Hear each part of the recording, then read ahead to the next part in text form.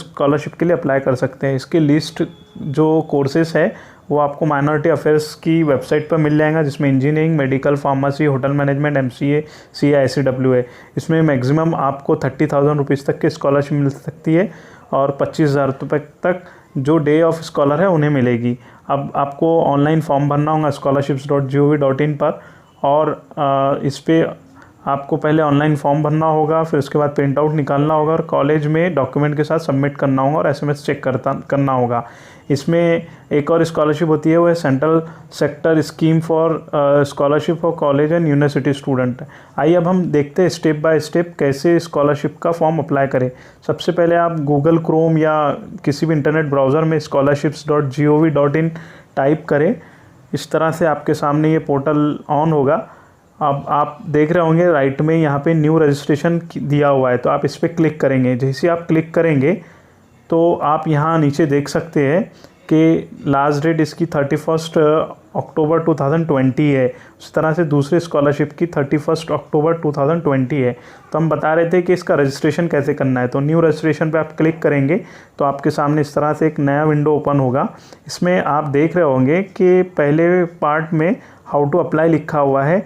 इसमें educational documents लगेंगे students के, और इसमें पूरे इंस्ट्रक्शंस दिए हुए हैं कि इसमें आपको एजुकेशनल डॉक्यूमेंट्स लगाने होंगे, स्टूडेंट्स का बैंक अकाउंट लगेगा, और प्री मैट्रिक स्कीम में अगर स्टूडेंट का बैंक अकाउंट नहीं है तो वो अपने पेरेंट्स का भी बैंक अकाउंट लगा सकते हैं। तो पेरेंट्स जो भी फॉर्म भरेंगे उनके लिए मैक्सिमम 2 स्टूडेंट अपने फैमिली के वो बैंक अकाउंट यूज़ कर सकते हैं। स्टूडेंट का आधार नंबर मैंडेटरी है। अगर आधार नहीं है तो स्टूडेंट का बोनाफाइड लेना होगा स्कूल या कॉलेज से, उसके बाद आप जो है इसको स्कैन करके अपलोड करना होगा। फिर उसी तरह से अगर आधार नहीं है तो आप बैंक की पासबुक भी इसमें स्कैन करके अपलोड कर सकते हैं। नीचे डिटेल्स दी हुई है कि पहले आपको डेट ऑफ बर्थ जो एजुकेशनल डॉक्यूमेंट्स पे दिए हुए हैं वो मेंशन करने होंगे। फिर स्टूडेंट का डोमिसाइल स्टेट क्या है, जो भी डोमिसाइल स्टेट से स्टूडेंट है वहाँ पे आपको डालना होगा और डिटेल्स क्लिक करना होगा। फिर आप नीचे आइए और सब पे टिक कर दीजिए। जैसे आप टिक करेंगे, कंटिन्यू करेंगे, तो आपको फिर एक नया विंडो स्टार्ट हो जाएगा जहाँ पर जो है आप स्टूडेंट का फॉर्म भर पाएंगे। तो आप देखते हैं हम कंटिन्यू कर रहे हैं इसको ऑनलाइन एप्लीकेशन के लिए। ये पूरा इंस्ट्रक्शंस आप पढ़ लीजिए, पूरा प्रोसेस देख लीजिए। आपका मोबाइल नंबर आपके पास में होना ज़रूरी है। तो आप देखिए ये नया विंडो इस तरह से स्टार्ट होगा। Fresh registration for academic year, यहाँ आपको स्टेट सेलेक्ट करना होगा जिस स्टेट से आप बिलोंग करते हैं। फिर आपको यहाँ पे स्कीम डालना होगा। हम यहाँ पोस्ट मैट्रिक का फॉर्म भर रहे हैं। उसके बाद जो नाम स्टूडेंट के आधार कार्ड पर है वही नाम आप यहाँ पर टाइप करेंगे।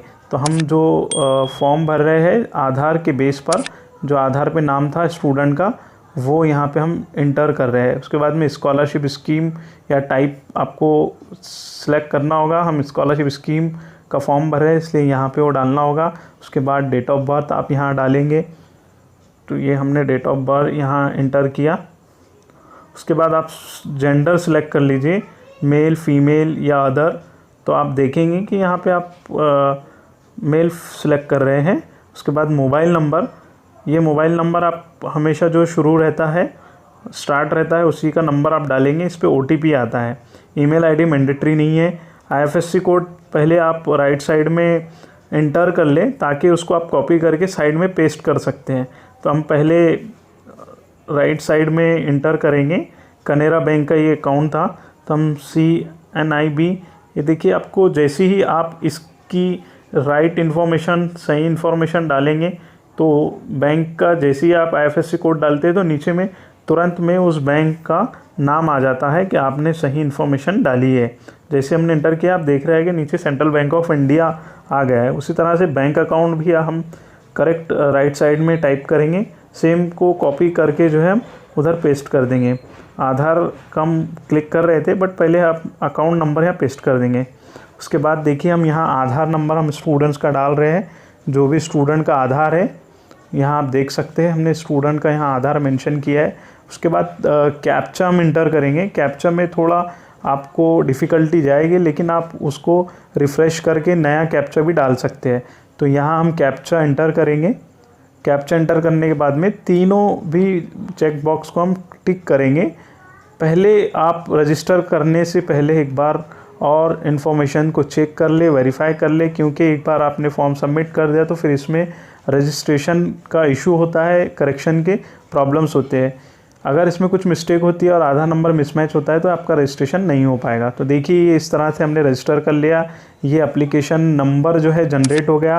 पहले इसमें आपको ये एप्लीकेशन कॉपी करके रखना होगा और नोट करना होगा, ये आपको SMS के थ्रू भी आ जाता है। तो हमने यहाँ पे इसको कॉपी किया। जो स्टूडेंट का आपने डेट ऑफ बर्थ डाला था वही उसका सबसे पहले पासवर्ड होगा। फिर जब आप OTP के लिए ये रिक्वेस्ट मांगेगा फ़ोन नंबर पे, तो OTP के बाद जो है आप यहाँ आपको डेट ऑफ बर्थ मेंशन करनी होगी जो भी आपने मेंशन किया था। उसके बाद कैप्चा एंटर करना होगा। जैसे ही आप कैप्चा एंटर करेंगे तो आपको SMS आ जाएगा। 5 डिजिट का एक OTP आता है, वो OTP यहाँ पे आपको इंटर करना होगा। जैसे ही आप इंटर करेंगे, कंफर्म करना होगा OTP को। आप यहाँ पे 5 डिजिट OTP हम इंटर करेंगे। जैसे ही यहाँ हम OTP के लिए कंफर्मेशन देते हैं तो तुरंत एक नया डायलॉग बॉक्स अपीयर होता है। ये कंफर्म हमने OTP किया, उसके बाद में आप देख सकते हैं कि यहाँ पे न्यू पासवर्ड के लिए रिक्वेस्ट कर रहा है। आप इसमें @123 भी डाल सकते हैं और भी दूसरे स्ट्रॉन्ग का भी डाल सकते हैं। जो भी आपको लिए सूटेबल हो पासवर्ड वो आप इसमें डालिए ताकि वो आपको याद रहे। ये देखिए यहाँ स्टूडेंट का पूरा एक स्क्रीन बता रहा है कि आपके एप्लीकेशन को क्या हुआ। तो लेफ़्ट साइड में एप्लीकेशन फॉर्म है, हम उस पर क्लिक करके यहाँ डिटेल डालेंगे। सिंगल चाइल्ड गर्ल है नहीं, फिर यहाँ रिलीजन सेलेक्ट करेंगे। उसके बाद में कम्युनिटी और कैटेगरी यहाँ हम जनरल सेलेक्ट किया। फिर फादर का नाम डालेंगे। उसके बाद मदर की नेम डालेंगे जो रिज़ल्ट पर आया है। फिर एनुअल फैमिली इनकम यहाँ मेंशन करेंगे हम नेक्स्ट पे। पहले हमने फादर नेम डाला, उसके बाद मदर नेम, देन उसके बाद एनुअल इनकम। फिर उसके बाद यहाँ डे स्कॉलर है या हॉस्टलर है, आप देख रहे हैं वहाँ पे क्लिक कर सकते हैं। फिर यहाँ चेक कर लीजिए जो भी इन्फॉर्मेशन आपने डाली है सही है या मिस्टेक तो नहीं है। तो उसके बाद हम जो है यहाँ आप देख रहे हैं डे स्कॉलर। फिर इंस्टीट्यूट सेलेक्ट करेंगे। यहाँ स्टेट, जो भी स्टेट से आप बिलोंग करते हैं वो स्टेट आप यहाँ सेलेक्ट कीजिए। उसके बाद जो है जिस डिस्ट्रिक्ट से आप बिलोंग कर रहे हैं उस डिस्ट्रिक्ट का सिलेक्ट कीजिए। गेट इंस्टीट्यूशन डिटेल, यहाँ जैसे ही आप कॉलेज का नाम डालेंगे तो आपके सामने यहाँ कॉलेज का नाम आ जाएगा अगर वो रजिस्टर्ड किया हो तो हम यहाँ कॉलेज का नाम डाल रहे हैं और उसको हम सिलेक्ट करेंगे। जो स्टूडेंट जिस कॉलेज में पढ़ रहा है उस कॉलेज का हम उसको सिलेक्ट करेंगे। तो यहाँ 11th क्लास के लिए हम फॉर्म भर रहे हैं तो आप देख सकते हैं वहाँ आ गया। फिर प्रेजेंट क्लास, तो अभी 11th क्लास सेलेक्ट की। फिर अभी क्लास ईयर फर्स्ट है। फिर मोड ऑफ स्टडी रेगुलर है। उसके बाद किस दिन से क्लास स्टार्ट हो रही है, कॉलेज स्टार्ट हो रहा है, वहाँ हम यहाँ मेंशन कर रहे हैं। उसके बाद जो है प्रीवियस बोर्ड, जिस बोर्ड से स्टूडेंट ने 10th पास किया है वो यहाँ सिलेक्ट करेंगे। तो स्टूडेंट महाराष्ट्र स्टेट बोर्ड से पास हुए तो महाराष्ट्र स्टेट बोर्ड यहाँ सिलेक्ट करके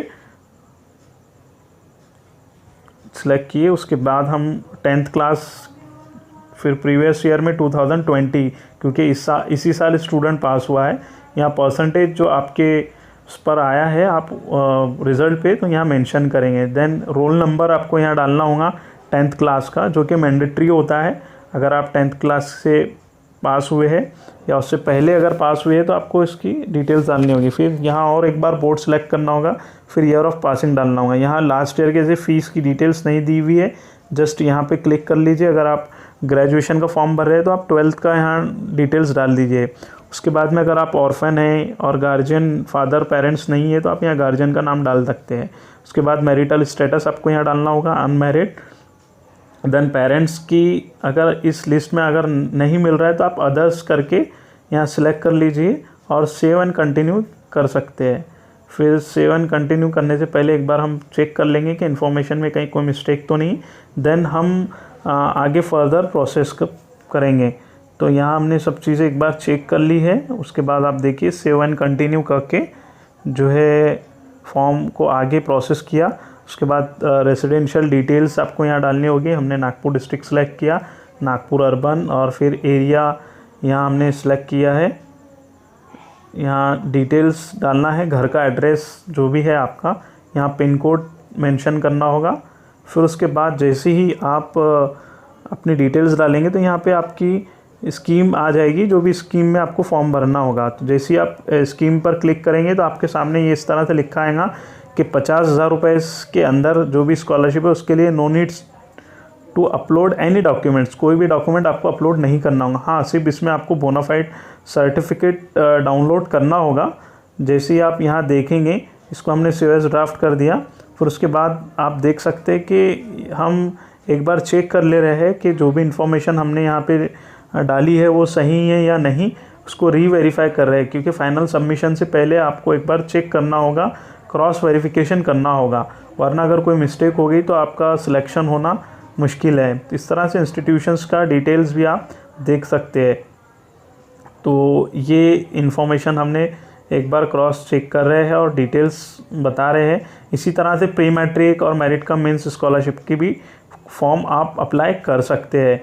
तो दोस्तों, ये इस तरह से ही एक सिंपल प्रोसेस के ज़रिए से आप घर बैठे ही इस स्कॉलरशिप का फॉर्म भर सकते हैं। सिर्फ आपको बोनाफाइड सर्टिफिकेट जो है डाउनलोड करना होगा, फिर उस पर कॉलेज और स्कूल या जिस भी इंस्टीट्यूशन में आप पढ़ रहे हैं उनका स्टैम्प और जो भी डिटेल्स हैं यहाँ पे स्टूडेंट का फ़ोटो लगा के अपलोड करना होगा स्कैन करके।